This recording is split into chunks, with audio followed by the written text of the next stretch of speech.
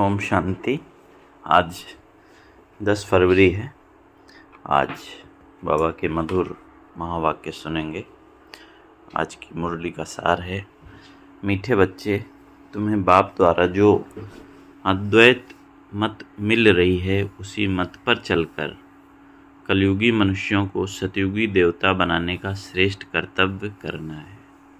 तुम्हें बाप द्वारा जो अद्वैत मत मिल रही है उस मत पर चलकर कलयुगी मनुष्यों को सतयुगी देवता बनाने का श्रेष्ठ कर्तव्य करना है। आज की मुरली से प्रश्न है, सभी मनुष्य मात्र दुखी क्यों बने हैं, उसका मूल कारण क्या है? उत्तर है, रावण ने सभी को श्रापित कर दिया है, इसलिए सभी दुखी बने हैं। बाप वर्षा देता है और रावण श्राप देता है, ये भी दुनिया नहीं जानती। बाप ने वर्षा दिया तब तो भारतवासी इतने सुखी, स्वर्ग के मालिक बने, पूज्य बने, और श्रापित होने से पुजारी बने जाते हैं, है ना। श्रापित किसने किया? रावण ने। वर्षा कौन देता है? बाबा। अच्छा, ओम शांति। बच्चे यहाँ मधुवन में आते हैं बाप दादा के पास। मन से कहाँ पहुँच जाना है? मुरली सुनते सुनते मधुवन में। हाल में जब आते हो देखते हो पहले बहन भाई बैठते हैं, फिर पीछे देखते हो बाप दादा आया हुआ है तो बाप की याद आती है। तुम हो प्रजापिता ब्रह्मा के बच्चे, ब्राह्मण और ब्राह्मणियाँ। वह ब्राह्मण तो ब्रह्मा बाप को जानते ही नहीं, है ना। माने कुख वंशावली जो दुनिया के ब्राह्मण है वह ब्रह्मा बाप को जानते ही नहीं। तुम बच्चे जानते हो। बाप जब आते हैं तो ब्रह्मा विष्णु शंकर भी जरूर चाहिए। कहते भी हैं त्रिमूर्ति शिव भगवान वाच। अब तीनों द्वारा तो नहीं बोलेंगे ना, ये बातें अच्छी रीत बुद्धि में धारण करनी है। वेद के बाप से जरूर स्वर्ग का वर्षा मिलता है, इसलिए सभी भक्त भगवान से क्या चाहते हैं? क्या चाहते हैं सभी? जीवन मुक्ति। अभी है जीवन बंद। सभी बाप को याद करते हैं कि आकर इस बंधन से मुक्त करो। अभी तुम बच्चे ही जानते हो कि बाप आया हुआ है। कल्प कल्प बाप आते हैं, पुकारते भी हैं। क्या पुकारते रहे? तुम माता पिता बालक तेरे, परंतु इसका अर्थ तो कोई भी नहीं समझते। निराकार बाप के लिए समझ लेते हैं, गाते हैं, परंतु मिलता कुछ भी नहीं। अभी तुम बच्चों को उनसे वर्षा मिलता है, फिर कल्प बाद मिलेगा। अभी जो वर्षा मिला है, कल्प के बाद ही फिर ऐसी सुंदर घड़ियाँ आएंगी। बच्चे जानते हैं बाप आधा कल्प के लिए आकर वर्षा देते हैं, रावण श्राप देता है। ये भी दुनिया नहीं जानती कि हम अभी श्रापित हैं, रावण का श्राप लगा हुआ है, इसलिए सभी दुखी हैं। भारतवासी सुखी थे। कल इन लक्ष्मी नारायण का राज्य भारत में था। देवताओं के आगे माथा टेकते हैं, पूजा करते हैं, परंतु सतयुग कब था यह किसको पता नहीं। अब देखो लाखों वर्ष की आयु फिर सतयुग की दिखा दी है, फिर त्रेता की, द्वापर की, कलयुग की। उस हिसाब से मनुष्य कितने ढेर हो जाएं। सिर्फ सतयुग में ही ढेर मनुष्य हो जाएं। माने अगर लाखों वर्ष आयु दिखा दें तो अगर हम डेटा देखें पॉपुलेशन का तो कितना, हर 50 साल में लगभग डबल हो जाती है संख्या, है ना। तो ऐसे लाखों आयु हो तो लाखों वर्ष की अगर सतयुग की आयु तो कितनी ढेर हो जाए।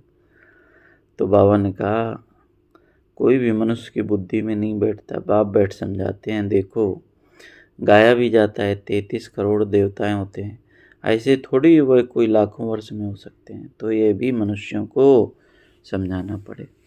अभी तुम समझते हो बाबा हमको स्वच्छ बुद्धि बनाते हैं और रावण मलेच्छ बुद्धि बनाता है। मुख्य बात तो यह है सतयुग में है पवित्र और यहाँ है अपवित्र। यह भी किसको पता नहीं कि राम राज्य कब से कब तक था और रावण राज्य कब से कब तक था। समझते हैं यहाँ ही राम राज्य है, रावण राज्य भी है। अनेक मत मतांतर हैं, जितने हैं मनुष्य उतनी है मतें। अभी यहाँ तुम बच्चों को एक अद्वैत मत मिली है जो बाप ही देते हैं। अद्वैत माने कोई भी भिन्न मत नहीं, एक द्वारा जो मिलती है। तुम अभी ब्रह्मा द्वारा देवता बन रहे हो। देवताओं की महिमा गाई जाती है। क्या महिमा है? सर्वगुण संपन्न, 16 कला संपूर्ण है। तो वह भी मनुष्य की महिमा गाते हैं। क्यों? जरूर फर्क होगा ना, है ना। देवताएं भी मनुष्य का रूप ही है, लेकिन क्या अंतर है? गुणों में अंतर है, दिव्यता में अंतर है। तो भगवान बोला, अभी तुम बच्चे भी नंबरवार पुरुषार्थ अनुसार मनुष्य को देवता बनाने का कर्तव्य सीखते हो। कलयुगी मनुष्य को तुम सतयुगी देवता बनाते हो। बनाएंगे कब? जब पहले स्वयं बनेंगे। तो भगवान का अर्थात शांतिधाम ब्रह्मांड का और विश्व का मालिक बनाते हो। यह तो शांतिधाम नहीं है ना, यहाँ तो कर्म जरूर करना पड़े। वह है स्वीट साइलेंस होम। अभी तुम समझते हो हम आत्माएं स्वीट होम ब्रह्मांड के मालिक हैं, वहाँ दुख सुख से न्यारे रहते हैं, फिर सतयुग में विश्व के मालिक बनते हैं। अभी तुम बच्चे लायक बन रहे हो, एम ऑब्जेक्ट सामने खड़ी है। तुम बच्चे हो योग बल वाले और वह हैं बाहुबल वाले। तुम भी हो युद्ध के मैदान पर तुम हो डबल अहिंसक, वह है हिंसक। हिंसा काम कटारी को कहा जाता है। सन्यासी भी समझते हैं यह हिंसा है, इसलिए पवित्र बनते हैं। परंतु तुम्हारे सिवाय बाप के साथ प्रीत कोई की है नहीं। आशिक मासूक की प्रीत होती है। वह आशिक मासूक तो एक जन्म के गाए जाते हैं। तुम सभी हो मुझ मासूक के आशिक। भक्ति मार्ग में मुझ एक मासूक को याद करते आए हो। अब मैं कहता हूँ यह अंतिम जन्म पवित्र बनो और यथार्थ रीति याद करो, तो फिर याद करने से ही तुम छूट जाएंगे। अंतिम जन्म में क्या करना है? पवित्र बनना है और यथार्थ रूप से याद करना है। सतयुग में याद करने की जरूरत नहीं, दुख में सिमरण सब करते हैं। यह है नरक, इनको स्वर्ग तो नहीं कहेंगे ना।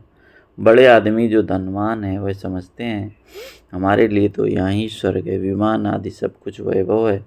कितना अंधश्रद्धा में रहते हैं, है ना। दुनिया में जिसके पास साधन है वह समझते हैं हम अभी स्वर्ग में। गाते भी हैं तुम माता पिता, परंतु समझते कुछ नहीं। कौन से सुख घनेरे मिलते हैं यह भी नहीं जानते। बोलती तो आत्मा है ना, तुम आत्माएं समझती हो हमको सुख घनेरे मिलने हैं, उसका नाम ही है स्वर्ग सुखधाम। स्वर्ग सभी को बहुत मीठा लगता है। तुम अभी जानते हो स्वर्ग में हीरो जवाहरों के कितने महल थे। भक्ति मार्ग में कितना अनगिनत धन था जो सोमनाथ का मंदिर बनाया। एक एक चित्र लाखों की कीमत वाले थे, वह सब कहाँ चले गए? कितना लूट कर ले गए। मुसलमानों ने जय मस्जिद में लगाया, इतना अथाह धन था। अभी तुम बच्चों की बुद्धि में है हम बाप द्वारा फिर से स्वर्ग के मालिक बनते हैं। हमारे महल सोने के होंगे, दरवाजों पर भी जड़ित लगी होगी। दिखाई दिए अपने महल। तो जैसे जैसे मुरली सुनते हैं उसी अनुसार उसका स्वरूप बनते हैं। बाबा ने बोला जैनियों के मंदिर भी ऐसे बने हुए होते हैं। अब हीरे आदि तो है नहीं जो पहले थे। अभी तुम जानते हो हम बाप से स्वर्ग का वर्षा ले रहे हैं। शिव बाबा आते भी भारत में, भारत को ही शिव भगवान से स्वर्ग का वर्षा मिलता है। क्रिश्चियन भी कहते हैं क्राइस्ट से 3000 वर्ष पहले भारत स्वर्ग था। कौन राज्य करते थे ये किसको पता नहीं, बाकी ये समझते हैं भारत बहुत पुराना है तो ये स्वर्ग था। बाप को कहते भी हैं हेवनली गॉड फादर, अर्थात हेवन स्थापन करने वाला फादर। जरूर फादर आए होंगे। अब तब तुम स्वर्ग के मालिक बने होंगे। हर 5000 वर्ष बाद स्वर्ग के मालिक बनते हो। फिर आधा कल्प बाद रावण राज्य शुरू होता है। चित्रों में ऐसा क्लियर कर दिखाओ जो लाखों वर्ष की बात बुद्धि से निकल जाए। लक्ष्मी नारायण कोई एक नहीं, इन्हें कोई डायनेस्टी होगी ना, फिर उन्हों के बच्चे राजा बनते होंगे। राजाएं तो बहुत बनते हैं ना, सारी माला बनी हुई है। माला को ही सिमरन करते हैं। जो बाप के मददगार बन बाप की सर्विस करते हैं उन्हों की ही माला बनती है। इसलिए बाबा कई बार बताते हैं ना अष्टरत्नों की माला। तो जो पूरा चक्र में आते हैं पूज्य पुजारी बनते हैं, उन्हों का यह यादगार है। तुम पूज्य से पुजारी बनते हो, फिर अपनी माला को बैठ पूजते हो, है ना। अपने 5 स्वरूप के चित्र में अनादि आदि पूज्य, है ना। तो हम ही पूज्य थे, फिर हम ही अपना बैठ पूजा करते हैं। पहले माला पर हाथ लगाकर फिर माथा टेकेंगे, पीछे माला को फेरना शुरू करते हैं। तुम भी सारा चक्र लगाते हो, फिर शिव बाबा से वर्षा पाते हो। यह राज तुम ही जानते हो, है ना। माला के दाने, है ना, माला का चक्र लगाया फिर बाबा से प्राप्ति होती है। यह राज तुम जानते हो। मनुष्य तो कोई किसके नाम पर कोई किसके नाम पर माला फेरते हैं, जानते कुछ भी नहीं। अभी तुमको माला का सारा ज्ञान है और कोई को यह ज्ञान नहीं है। क्रिश्चियन थोड़ी समझते हैं कि ये किसकी माला फेरते हैं। यह माला है ही उन्हों की जो बाप के मददगार बन सर्विस करते हैं।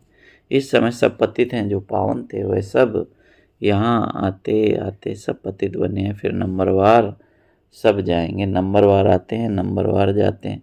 कितनी समझने की बातें हैं। ये झाड़ है, कितने टाल टालियाँ मठपंथ हैं। अभी ये सारा झाड़ खलास होना है, फिर तुम्हारा फाउंडेशन लगेगा। तुम हो इस झाड़ के फाउंडेशन, है ना। कल्पवृक्ष के चित्र में देवी देवता धर्म का फाउंडेशन है ना। बावन बोला उसमें सूर्यवंशी चंद्रवंशी दोनों हैं। सतयुग त्रेता में जो राज करने वाले थे उन्हों का अभी धर्म है ही नहीं, सिर्फ चित्र हैं। जिनके चित्र हैं उन्हों की बायोग्राफी तो जानना चाहिए। कह देते हैं फलानी चीज़ लाखों वर्ष पुरानी, अब वास्तव में पुराने थे। पुराना है आदि सनातन देवी देवता धर्म, उनके आगे तो कोई चीज़ हो नहीं सकती। बाकी सब 2500 वर्ष की पुरानी चीज़ें होंगी, नीचे से खोद कर निकालते हैं। भक्ति मार्ग में जो पूजा करते हैं वे पुराने चित्र निकालते हैं, क्योंकि अर्थक्वेक में सब मंदिर आदि गिर पड़ते हैं, फिर नए बनाते हैं। हीरे सोने आदि की खानियाँ जो अभी खाली हो गई हैं वह भरतू हो जाएंगी। ये सब बातें अभी तुम्हारी बुद्धि में हैं। बाप ने वर्ल्ड की हिस्ट्री ज्योग्राफी समझाई है। सतयुग में कितने थोड़े मनुष्य होते हैं, फिर वृद्धि को पाते हैं। आत्माएं सब परम धाम से आती रहती हैं, आते आते झाड़ बढ़ता है। फिर जब झाड़ जड़जड़ीभूत अवस्था को पाता है तो गाया जाता है राम गयो रावण गयो। जिनका बहु परिवार अनेक धर्म है ना, हमारा परिवार कितना छोटा है, ये सिर्फ ब्राह्मणों का ही परिवार है। वह कितने अनेक धर्म है, जनसंख्या बतलाते हैं ना, वह सब है रावण संप्रदाय। ये सब जाएंगे, बाकी थोड़े रहेंगे। रावण संप्रदाय फिर स्वर्ग में नहीं आएंगे, सब कहाँ चले जाएंगे, मुक्ति धाम में चले जाएंगे। बाकी तुम जो पढ़ते हो वह नंबरवार आएंगे स्वर्ग में। तो कितना पढ़ाई का महत्व है, कितना बाबा को पहचानने का महत्व है ना। बुद्धि, दिव्य बुद्धि, जिसने बाप को पहचाना तो कितनी बड़ी प्राप्ति हो जाती है। अभी तुम बच्चों ने समझा है कि कैसे वह निराकारी झाड़ है और कैसे यह मनुष्य सृष्टि का झाड़ है। ये तुम्हारी बुद्धि में है। पढ़ाई पर ध्यान नहीं देंगे तो क्या होगा, इम्तिहान में नापास हो जाएंगे। पढ़ते और पढ़ाते रहेंगे तो खुशी भी रहेगी। अगर विकार में गिरा तो बाकी सब भूल जाएगा। आत्मा जब पवित्र सोना हो तब उसमें धारणा अच्छी हो। सोने का बर्तन होता है पवित्र गोल्डन। अगर कोई पतित बना तो ज्ञान सुना नहीं सकता। अभी तुम सामने बैठे हो, जानते हो गॉडफादर शिव बाबा हम आत्माओं को पढ़ा रहे हैं। हम आत्माएं इन आर्गन्स द्वारा सुन रही हैं। पढ़ाने वाला बाप है। ऐसी पाठशाला सारी दुनिया में कहाँ होगी। वह गॉडफादर है, टीचर भी है, सदगुरु भी है, सबको वापस ले जाएंगे। तो तीनों कर्तव्य बाबा करते हैं। अभी तुम बाप के सम्मुख बैठे हो। सम्मुख मुरली सुनने में कितना फ़र्क है। जैसे ये टेप मशीन निकली है, सबके पास एक दिन आ जाएगी। बच्चों के सुख के लिए बाप ऐसी चीज़ बनवाते हैं, कोई बड़ी बात नहीं है ना। ये श्यामल शाह है ना, पहले गोरा था अभी सांवरा बना है, तब तो श्याम सुंदर कहते हैं। तुम जानते हो हम सुंदर थे, अब श्याम बने हैं, फिर सुंदर बनेंगे। सिर्फ एक क्यों बनेगा, है ना, माने केवल श्री कृष्ण की आत्मा की बात नहीं है ना। एक को सर्प ने डसा क्या, सर्प तो माया को कहा जाता है। विकार में जाने से सांवरा बन जाते हैं। कितनी समझने की बात है ना। श्री कृष्ण को दिखाते हैं ना, कालिया नाग पर नृत्य किया, मने विकारों पर जीत पाई। बेहद का बाप कहते हैं गृहस्थ व्यवहार में रहते ये अंतिम जन फॉर माई से, मेरे सदके, माने मेरे लिए पवित्र बनो। हाँ, बाबा क्या कह रहा है, सिर्फ अंतिम जन्म मेरे लिए पवित्र बनो। बच्चों से भीख मांगते हैं, कमल फूल समान पवित्र बनो और मुझे याद करो। है ना, कितना सर्वशक्तिमान बाप और कितना निरहंकारी होकर, कितना साधारणता में हम बच्चों से क्या चाहता है, केवल एक जन्म पवित्र बनो। याद में रहने से पास्ट के विकर्म विनाश होंगे, मुझे याद करो। यह है योग अग्नि, जिससे जन्म जन्मांतर के पाप खत्म हो जाते हैं। सतो प्रधान से सतो रजो तमो में आते हैं तो कला कम हो जाती है, खाद पड़ती है। अब बाप कहते हैं सिर्फ माँ में कम याद करो, बाकी पानी की नदियों में स्नान करने से पावन थोड़ी बनेंगे, पानी भी तत्व है ना। 5 तत्व कहे जाते हैं। ये नदियाँ कैसे पतित पावनी हो सकती हैं? नदियाँ तो सागर से निकलती हैं, पहले तो सागर पतित पावन होना चाहिए ना। अच्छा, मीठे मीठे शिकला दे बच्चों प्रति माता पिता बाप दादा का याद प्यार और गुड मॉर्निंग। रूहानी बाप की रूहानी बच्चों को नमस्ते।